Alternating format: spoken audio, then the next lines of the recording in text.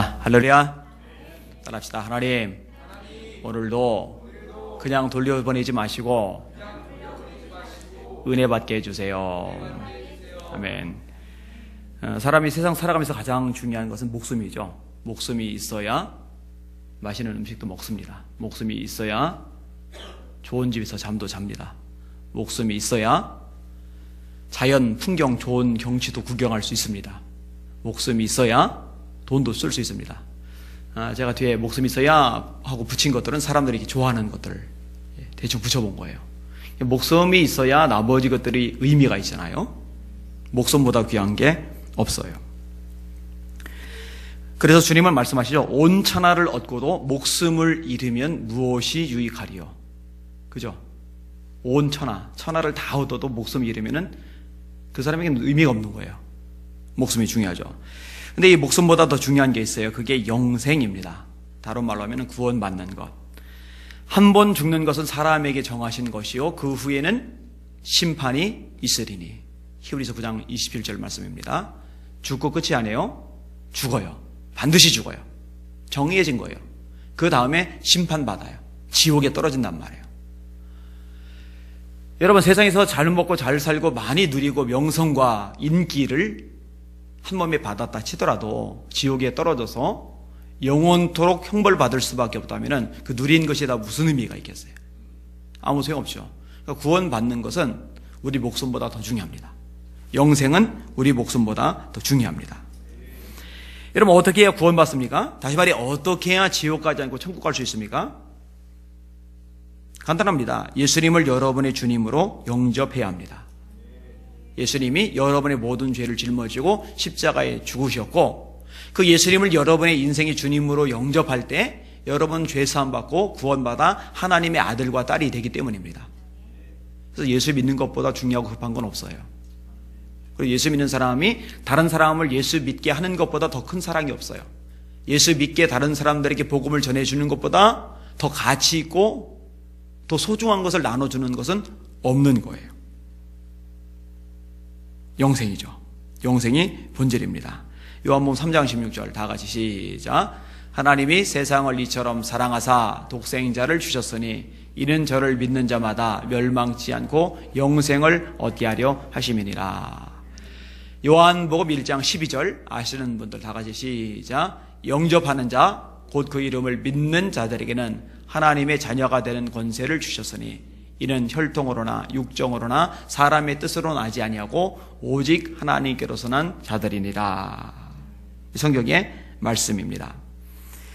예수님은요, 구원의 길에 예수님 외에는 없다고 명백하게 선언을 하십니다. 내가 곧 길이요 진리요 생명이니 나로 말미암지 않고는 아버지께로 올 자가 없느니라. 요한복음 14장 6절이죠. 베드로 사도도 명확하게 말씀합니다. 사도행전 4장 12절이죠. 다른 이로서는 구원을 얻을 수 없나니 천하 인간의 구원을 얻을 만한 다른 이름을 우리에게 주신 적이 없으시니라. 예수 말고 다른 구원의 길은 없어요. 종교다원주의는 틀렸습니다. 예수님 믿어도 구원받지만 다른 종교 믿어도 구원받는다. 예수 믿어도 구원받지만 선행을 통해서도 구원받는다. 예수 믿어도 구원받지만 고행을 통해서도 구원받는다. 이건 다 사단의 거짓말입니다. 뱀이 속이는 거예요. 너 선악과 먹으면은 네 눈이 밝아져서 하나님처럼 돼. 거짓말이에요. 죽어요.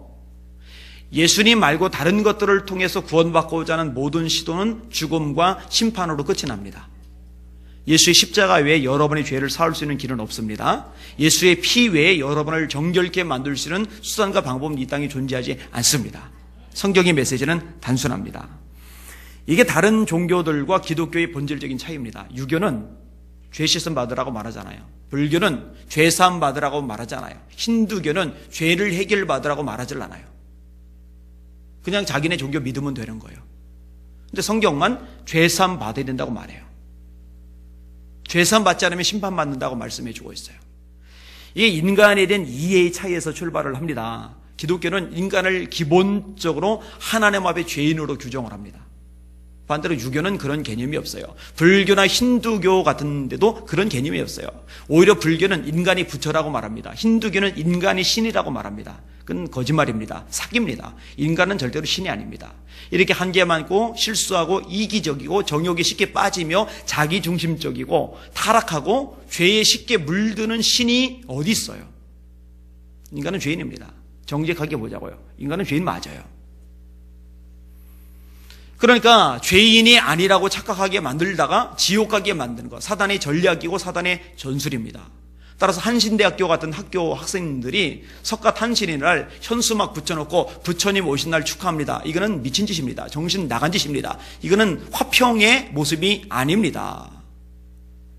타 종교를 믿는 것 때문에 안심하고 있다 지옥 가게 만들잖아요. 그것만 아니었으면은 오히려 교회 오기 더 쉬웠을 텐데, 말씀 듣기 더 쉬웠을 텐데, 오히려 그런 것들 때문에 예수님에 대해서, 말씀에 대해서 접하기 어렵게 만들다가 지옥 가게 만들잖아요.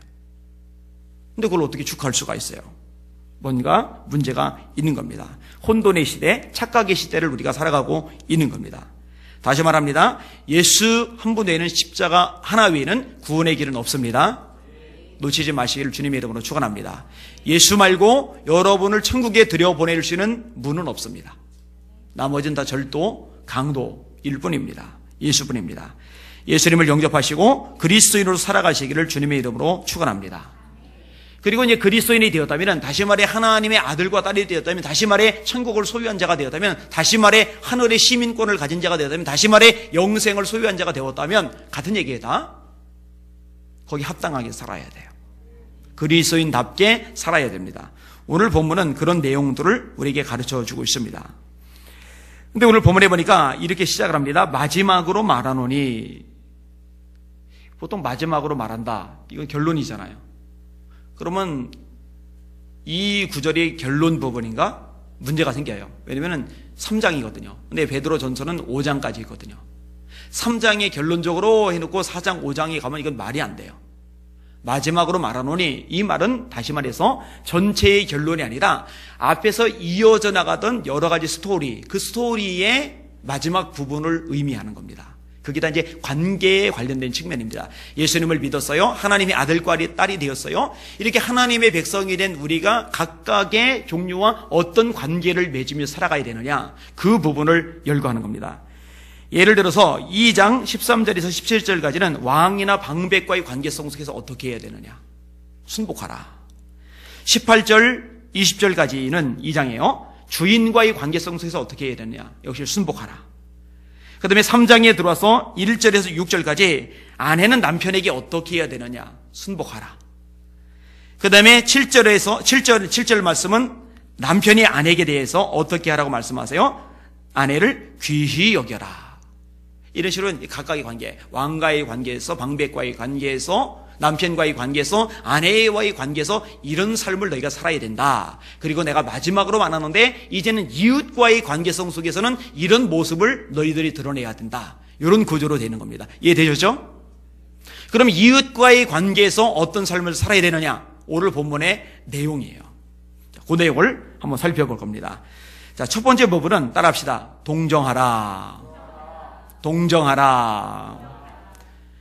동정이란 말은 다른 사람의 감정에 직접적으로 참여하는 거죠. 누군가 고난을 당해요. 그 마음을 헤아려 주는 거예요. 그 마음을 깊이 이해해 주는 거예요. 이게 동정입니다. 이 동정은 우리 주님 예수님의 중요한 성품이기도 합니다. 예수님은요, 당신과 상관없는 사람이라고 해서 못 본 체하거나 무관심하거나 내몰라라 하신 적이 없어요. 깊이 동정하셨습니다. 여러분, 예수님께서요, 나사로가 죽었을 때 마리아가 우는 장면을 보시잖아요. 뭐 사람은 다 죽는 거지, 뭘 저렇게 울고 그래. 이건 동정이 없는 거죠. 예수님이 같이 우셔요. 같이 눈물을 흘러주셔요. 이게 동정입니다. 여러분, 성경은 이렇게 말씀합니다. 우는 자들로 함께 울고 즐거워하는 자들로 함께 즐거워하라. 누군가가 막 기뻐서 막 웃어요. 그러면은 같이 기뻐해 주는 거. 이 감정을 나누는 거잖아요. 누군가가 되게 슬퍼해요, 힘들어해요. 그러면 같이 힘들어하는 거예요. 저만 힘들어? 난 더 힘들었는데. 이거는 동정이 아니에요. 동정이라는 것은 그런 거 따지지 않고 상대방의 슬픔을 그냥 있는 그대로 받아들이고 공감해 주는 거예요. 이거는 예수님을 닮은 아주 좋은 성품의 모습인 겁니다. 보통은요, 친분 관계에 따라서 동정의 정도가 달라집니다. 자, 누군가가 소중한 가족을 잃었어요. 그리고 이 사람에 대해서 얘기를 들었어요. 가슴이 아픈 거예요. 나하고 친하니까. 근데 내가 별로 안 좋아하는 사람이 있어요. 근데 이 사람이 가족을 잃었어요. 별로 안 슬픈 거예요. 속상하지 않은 거예요, 그냥. 고소하다까지는 안 가지만 왠지 마음에 와닿지를 않는 거죠. 이런 것은요, 사실 좀 성장해야 되고 성숙해야 될 모습입니다. 예수님은요, 그런 차원을 넘어서셨죠. 자, 두 번째, 이웃과의 관계성 속에서 따라합시다. 형제를 사랑하라. 사랑은요, 성경에서 가장 많이 나오는 명령입니다. 가장 강조되는 명령입니다. 따라합시다. 사랑은 율법의 완성이다. 구약이 39권이잖아요. 신약이 27권이잖아요. 그런데 내용상으로 보면은요, 구약이 진짜 압도적으로 많아요. 이 구약의 모든 내용을 완성하는 것을 한 단어로 쓰라. 그럼 여러분들은 시험지에다가 사랑 그렇게 쓰시면 돼요. 또 따라합시다. 사랑은 율법의 마침이다. 예수님이 하시는 말씀입니다. 사랑은 제자됨의 증거입니다. 나 예수님의 제자야. 증거를 보여봐. 누군가 물으면은 나 사랑의 삶을 살잖아. 이렇게 말하면 그게 증거가 됩니다.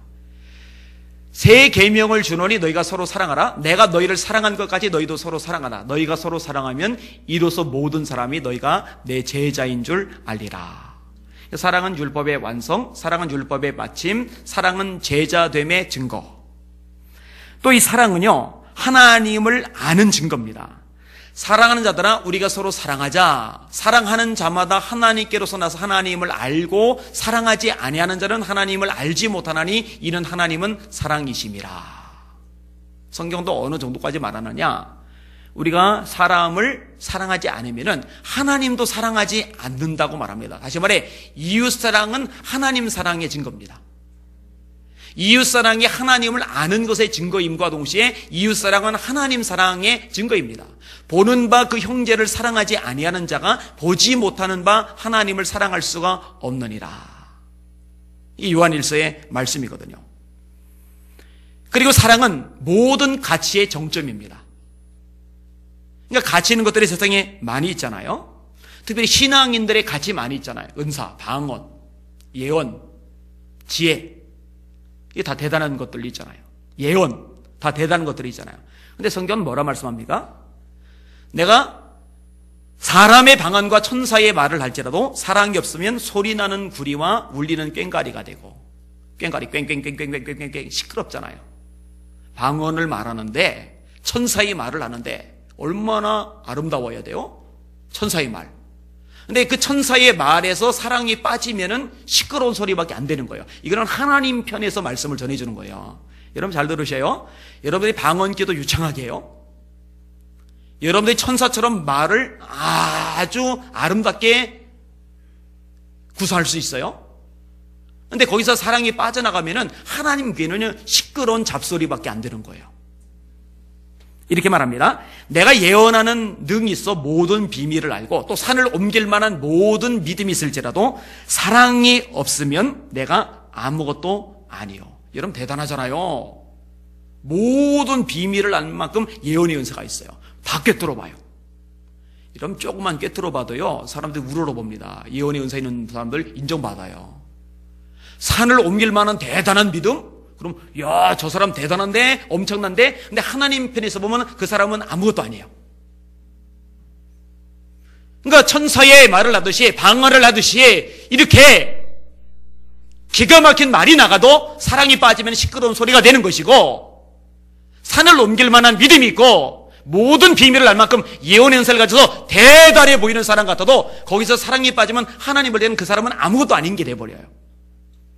이 사랑은요, 가치의 정점에 있는 거죠. 잊지 마시길 바랍니다. 따라서 결론적으로 사랑은 모든 것 중에 제일입니다. 함께 해보세요. 믿음, 소망, 사랑, 이 세 가지는 항상 있을 것인데 그 중에 제일은 사랑이라. 사랑을 구하시기를 바랍니다. 제가 주일날 예배 전에 여러분 기도시킬 때 자주 시키는 기도가 있어요. 주님을 어제보다 오늘보다 내일 더 사랑하게 해주세요. 그는 다른 어떤 것보다 본질입니다.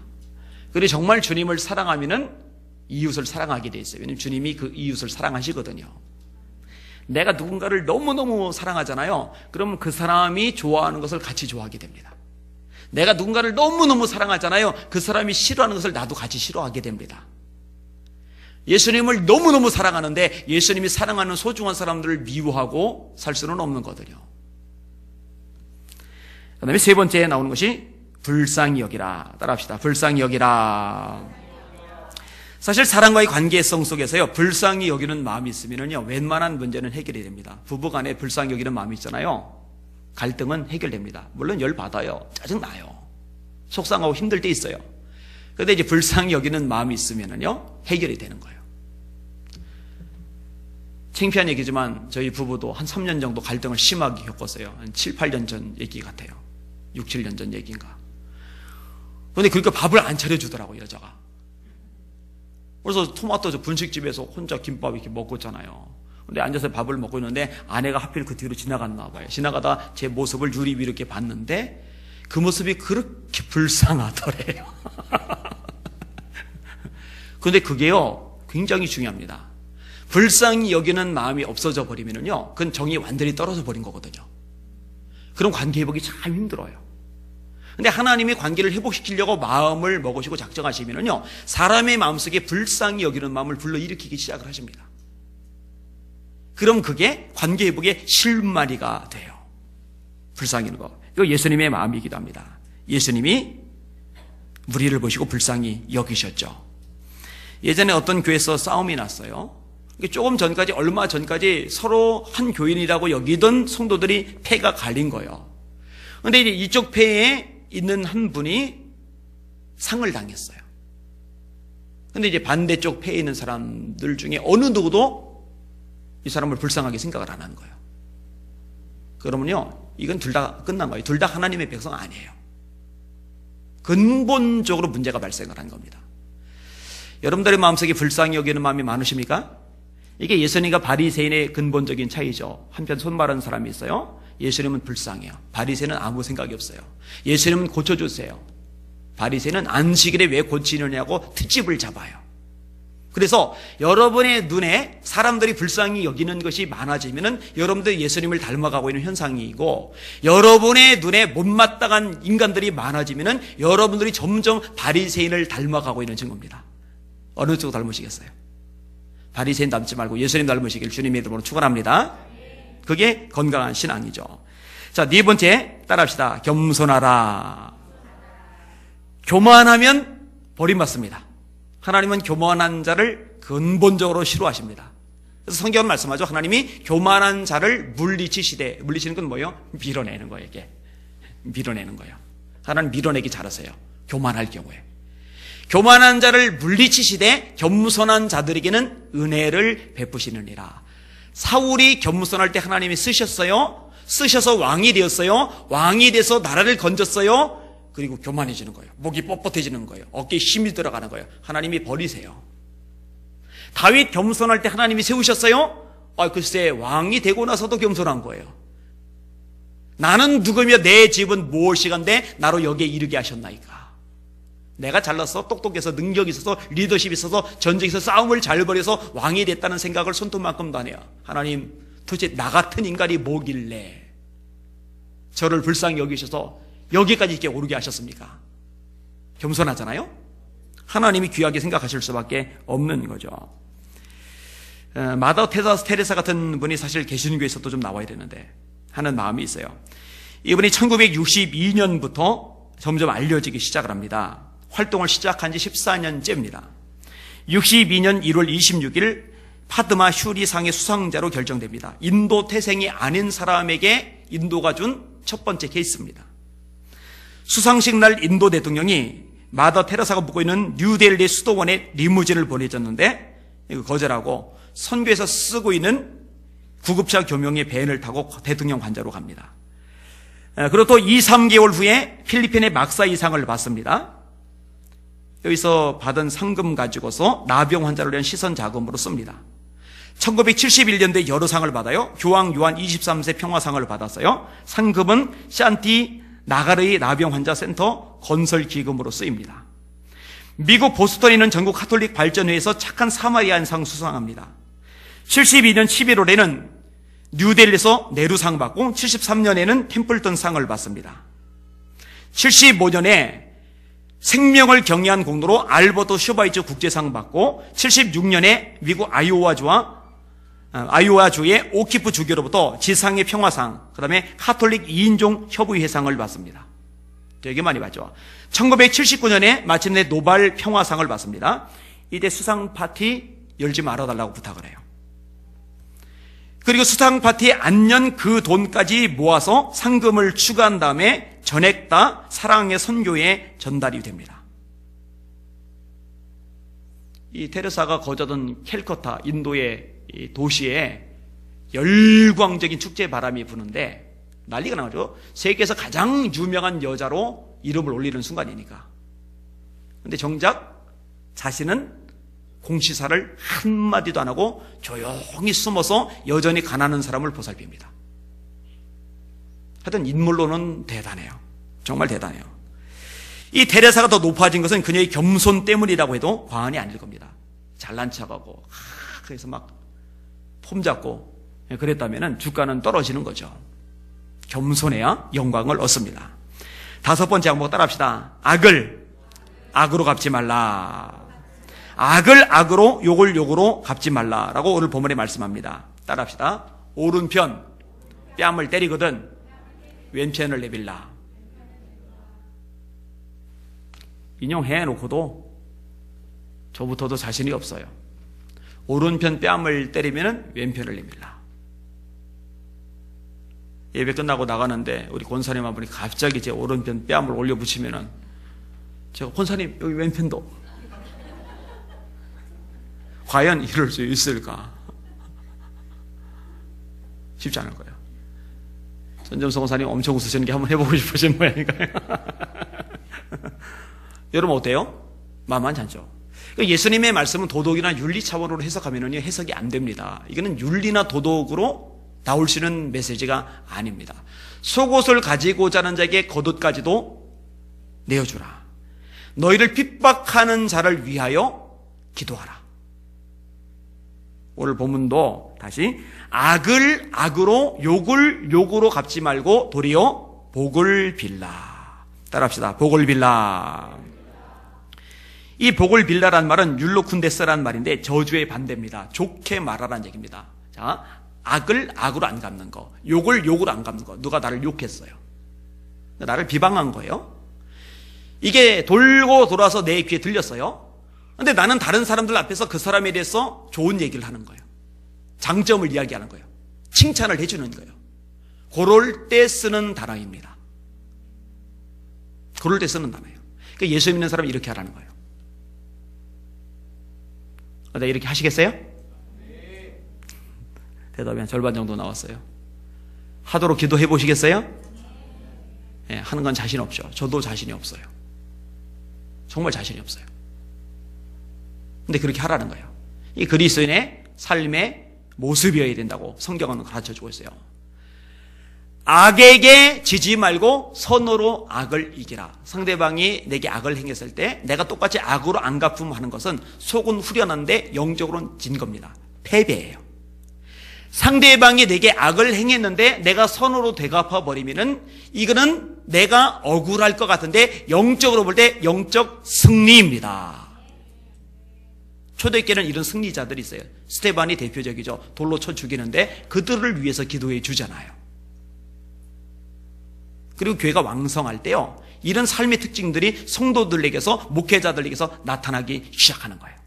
이게 위대한 능력이죠. 예수님이 아니고는 나타날 수 없는 삶의 특징이죠.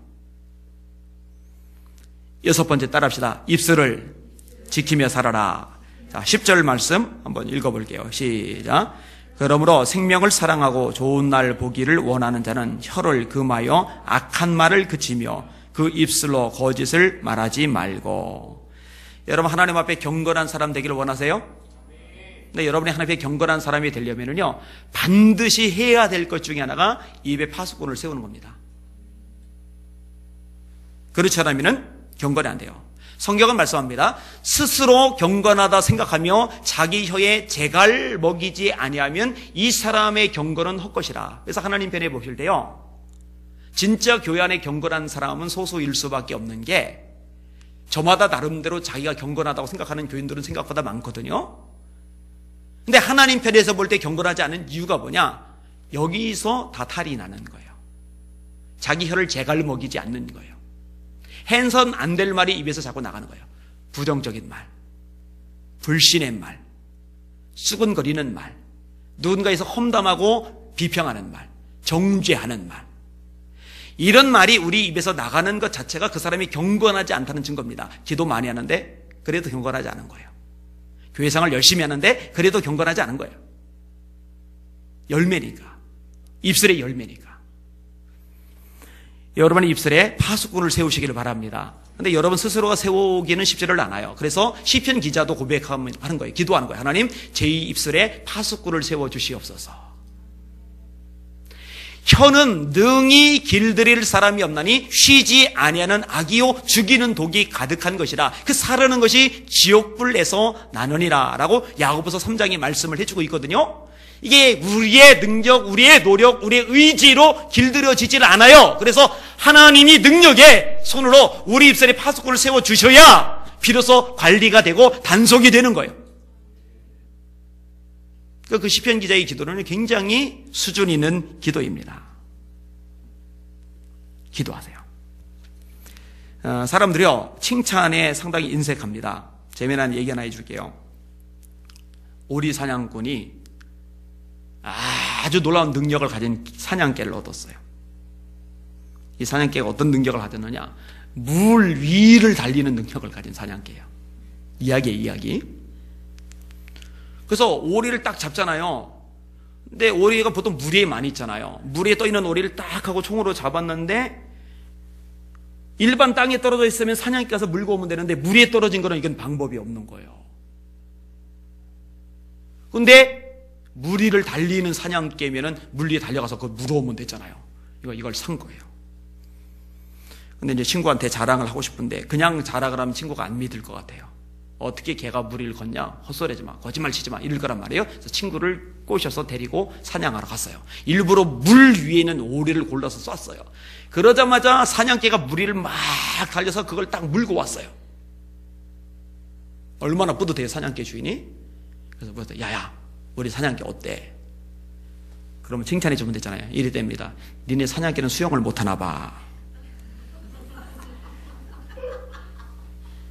그러니까 있잖아요, 정말 중심으로 칭찬해주고 인정해주고 격려해주고 장점을 말해주면 좋은데 그건 싫은 거예요. 그런데 부정적인 말은 좋은 거예요. 재밌는 거예요. 그래서 잠언에 재미난 말씀이 나와요. 남의 말하는 것은 별식 같아서 뱃속 깊은 데로 내려가느니라. 맨날 집에서 밥만 먹다가 질려버렸는데 밖에 나가서 갈비를 사 먹었더니 얼마나 맛있어요. 그게 별식인데 남의 말 하는 게 그 별식 같대요. 이게 인간의 죄성에서 나오는 특징이죠. 그런데 이것이 그리스도인이 된 다음에 다듬어져 가는 거예요. 그러니까 여러분 교인들 이렇게 서로 어울리면서 볼 때 다른 사람에 대해서 칭찬하는 얘기를 많이 하면은 이 사람 성숙한 사람이구나, 참 귀한 사람이구나, 예수님 닮았구나, 이렇게 보시면 되고요. 자꾸 누군가에 대해서 안 좋고 부정적인 얘기, 당사자가 들었을 때 기분 나쁜 얘기를 주로 하는 사람을 보거든요. 그 사람이 뭐 기도를 많이 하거든, 예배를 많이 드리건 뭐 어떻건 저건 자기가 경건하다 어떠다 하든 말든 상관없이 그렇게 하시면 돼요. 마지막 8번째 따라하겠습니다. 화평을 구하라. 화평을 구하며 따르라 라고 정확하게는 그렇게 묘사가 되고 있죠. 팔복 중에 하나죠. 따라합시다. 화평 개하는 자는 복이 있나니 저희가 하나님의 아들이라 일컬음을 받을 것이며. 여러분이 들어가는 곳마다 화평의 역사가 일어나길 주의 이름으로 축원합니다. 하여튼 여러분이 들어가면 싸우던 사람이 사이 좋아지는 거예요. 여러분이 들어가면은 이간질 때문에 나누었던 사람들이 손을 잡기 시작을 하는 거예요. 여러분들이 들어가면은요, 감정적으로 경노했던 사람들의 마음이 풀어지기 시작을 하는 거예요. 근데 반대되는 사람이죠. 요 사람만 들어가면은 좋던 사이도 깨지는 사람이 있어요. 그 독특한 은사입니다. 근데 그 은사는 하나님이 주신 은사는 아니고 마귀가 귀하게 쓰는 은사죠. 이 사람만 들어가면은 진정됐던 마음에 다시 불이 붙게 하는 사람이 있어요. 겨우 막 추스려 놨는데 그 사람이 한마디 던지고 나면은 그걸 곱씹으면서 화산 폭발하듯이 터져버리는 거예요. 마귀의 하수인이죠. 성경은 말씀해요. 화평케 하는 자는 복이 있다. 또 말씀합니다. 모든 사람으로 더불어 화평함과 거룩함을 따르라. 이것이 없이는 아무도 주를 보지 못하리라. 근데 그 단어 가운데 참 주목할 단어가 모든 사람으로 더불어요. 모든 사람으로 더불어. 이 모든 사람이란 말은 나한테 잘해주는 사람만 아니라 나한테 고깝게 행동하는 사람도 들어가요. 나한테 호의적으로 다가오는 사람뿐만 아니라 공격적인 태도를 보이는 사람도 들어가요. 나에 대해서 칭찬하는 사람뿐만 아니라 나에 대해서 수군대서 들려오는 사람도 들어와요. 그 수군대는 사람이 영적 수준이 어린아이니까 그렇다 치고 내가 성숙하면은 그런 사람도 품고 그 사람하고도 화목할 수가 있는 거거든요. 그것을 오늘 본문에 요구를 해주고 계시는 거예요. 이런 화목하실 수 있기를, 화평하실 수 있기를 주님의 이름으로 축원합니다. 그럼 왜 이런 삶, 지금 언급한 이런 8가지 종류의 삶을 살아야 되느냐? 간단합니다. 이런 삶을 살라고 구원받은 거예요. 이런 삶을 살라고 부름을 받은 거예요. 그러니까 저와 여러분의 존재 목적이 그런 삶을 사는 겁니다. 나무를 키우는 존재 목적이 열매이듯이 우리를 구원받게 한 목적이 하나님이 기뻐하시는 삶의 열매를 주렁주렁 맺는 것, 여기에 달려있는 거예요. 세례요한이 말하죠. 회개에 합당한 열매를 맺고 속으로 아브라함의 자손이라고 생각하지 말아라. 하나님이 능히 이 돌들로도 아브라함의 자손이 되게 하시리라. 좋은 열매를 맺지 않는 나무마다 찍혀 불에 던져지리라. 열매 맺으시기를 주님의 이름으로 축원합니다. 그리고 이 열매를 맺을 때 하나님이 복을 주세요. 이를 위하여 너희가 부르심을 받았으니 이는 복을 이어받게 하려 하심이라. 따라합시다. 이는 복을 이어받게 하려 하심이라. 믿음으로 구원받죠. 삶으로 복을 받습니다. 믿음으로 구원받죠. 삶으로 복을 받습니다. 하나님이 인정해 주시고 축복하실 만한 인생들 되시기를 주님의 이름으로 축원합니다. 그렇게 되셔야 합니다. 말씀을 정리할게요. 따라해 보세요. 동정하자, 사랑하자, 겸손하자, 악을 악으로 받지 말자, 입술을 지키자, 화평하자. 이것을 위해서 부름을 받았다. 그리고 이렇게 살 때 하나님의 복이 임한다. 이 오늘 본문의 결론입니다. 부르심에 합당하게 살고 합당하게 산 그 삶 때문에 하나님의 복도 누리는 우리 성도들 다 되시기를 예수님의 이름으로 축원합니다. 아멘. 기도하겠습니다.